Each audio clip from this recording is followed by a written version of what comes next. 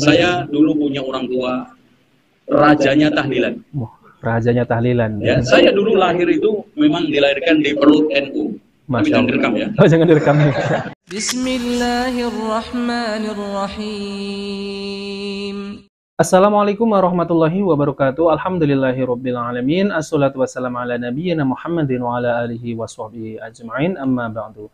Teman-teman yang dimuliakan oleh Allah Subhanahu wa taala, kita bertemu kembali di channel Pencari Ilmu. Jadi di video kali ini saya akan membagikan yaitu sebuah video dari Ustadz Dr. Zainal Abidin LC MA, dan beliau itu dulunya adalah lahir di perut NU. Bapaknya itu adalah rajanya tahlilan.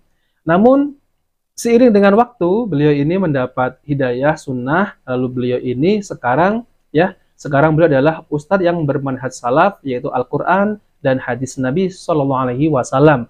Nah, lalu kemudian beliau ini ditanya oleh jamaahnya bahwasanya, Ustadz, orang tua saya ini masih mengerjakan tahlilan, maulidan. Lalu bagaimana caranya untuk menasihati orang tua? Nah, oke teman-teman, kita langsung saja mari kita simak video dari Ustadz Dr. Zainal Abidin LCMA Hafidhahullah Ta'ala. Oke, mari kita simak videonya. Bagaimana cara menasihati orang tua kita kalau masih maulidan dan tahlilan? Gampang. Supaya orang tua tidak maulidan, gampang sekali. Jangan maulidan. Jangan maulidan. Selesai. Dan supaya nggak tahlilan, jangan ada orang mati. Aduh. Selesai. Wassalamualaikum warahmatullahi wabarakatuh. Gini deh, saya dulu punya orang tua, rajanya tahlilan. Rajanya tahlilan. Ya, saya dulu lahir itu memang dilahirkan di perut NU. Tapi jangan direkam ya. Oh, jangan direkam. Ya, saya dulu diancam sama mbah saya.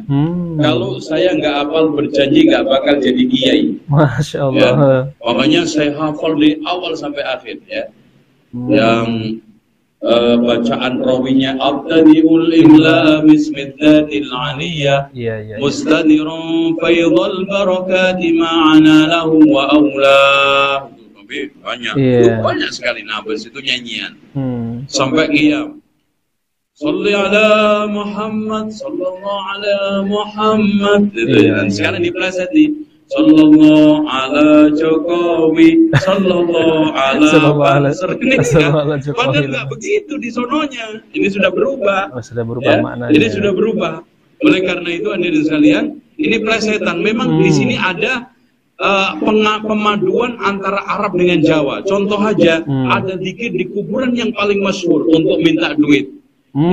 Iya teman-teman ya. Jadi saya juga pernah ya melihat video itu, ada zikir di kuburan minta duit ya. Padahal kita ini berziarah kubur itu tujuannya untuk mendoakan dan mengingat kematian. Namun ini malah tujuannya malah meminta duit. Ya, ini ulama mana yang mengajarkan ziarah kubur ini malah minta duit? Coba datangkan ulama mana ya. Oke, mari kita lanjutkan. Rabbana ya Qudus sahilana bil fulus warna merah halus paling dikit 5 kardus. Iya betul, ada memang videonya ya. Ada ini juga. Ya Nabi salam alaika, ya Rasul salam. Itu isinya berjanji. Iya betul. Ya, kepelan-pelan kita berikan. Saya untuk menghilangkan rokok orang tua saya hampir 7 tahun.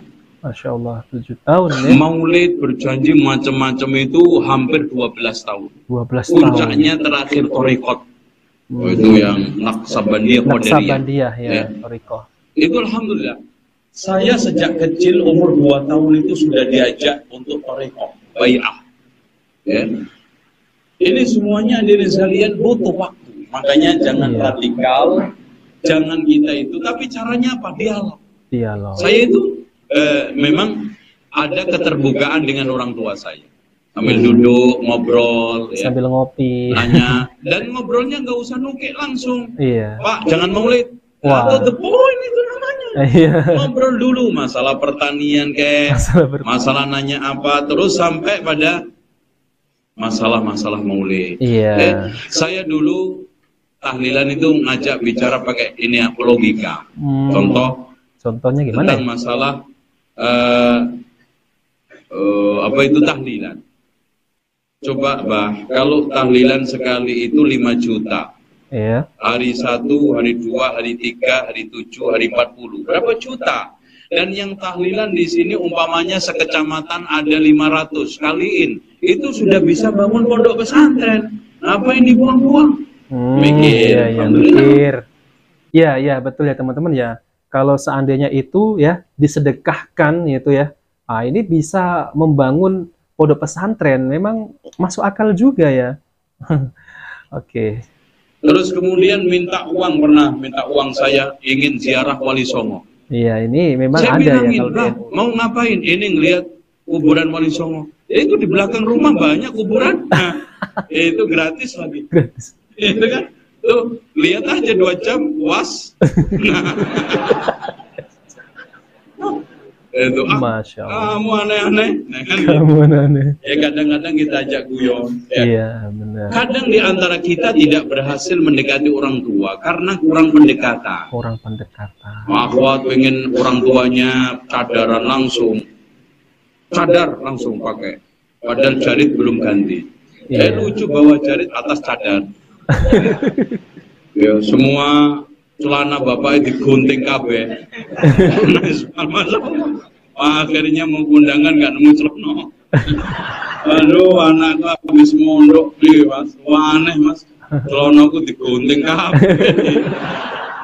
Iya.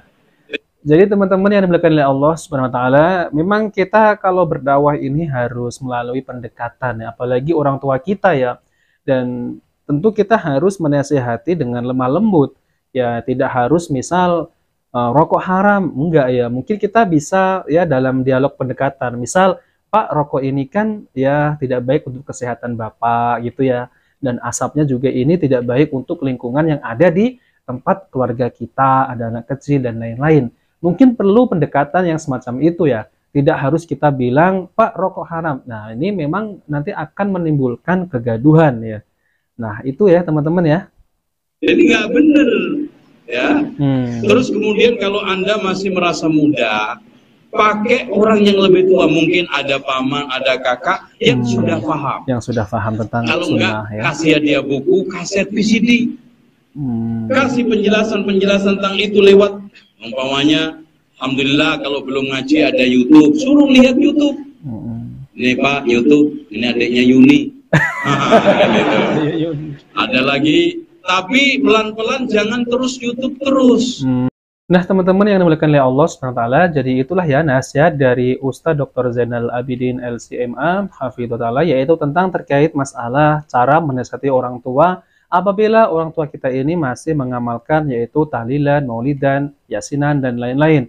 Dan ini perlu pendekatan yang secara lembut ya, lalu kemudian dialog secara ilmiah, dan tidak harus kita langsung mengatakan bahwasanya ini bid'ah.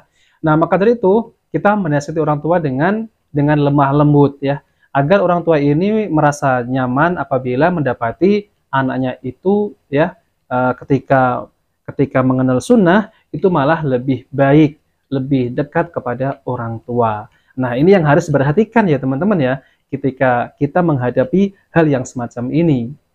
Namun kalau kita ini langsung mengatakan bahwasanya Bapak tahlilan ini bid'ah mungkaroh gitu. Nah, ini memang rata-rata kalau orang tua ini tidak mengerti nanti bisa ya marah gitu ya teman-teman ya. Maka dari itu perlu pendekatan ya sambil guyonan gitu ya, seperti apa yang disampaikan oleh Ustadz Zainal Abidin tadi ya. Dan bahwasanya bapaknya Ustadz Zainal Abidin adalah rajanya tahlilan, dan beliau juga mendakwahkan bapaknya ini selama berpuluh tahun untuk meninggalkan tradisi tahlilan itu. Dan yang terakhir adalah tentang thariqah. Memang tidak asing lagi kalau di kalangan NU itu memang ada tahlilan, ya maulidan, berjanji, ya. Kalau orang-orang tua ini sudah mencapai umur sekitar 50-an ke atas, mereka akan ya mengikuti thariqah. Yang saya kenal itu adalah thariqah Naksabandiyah.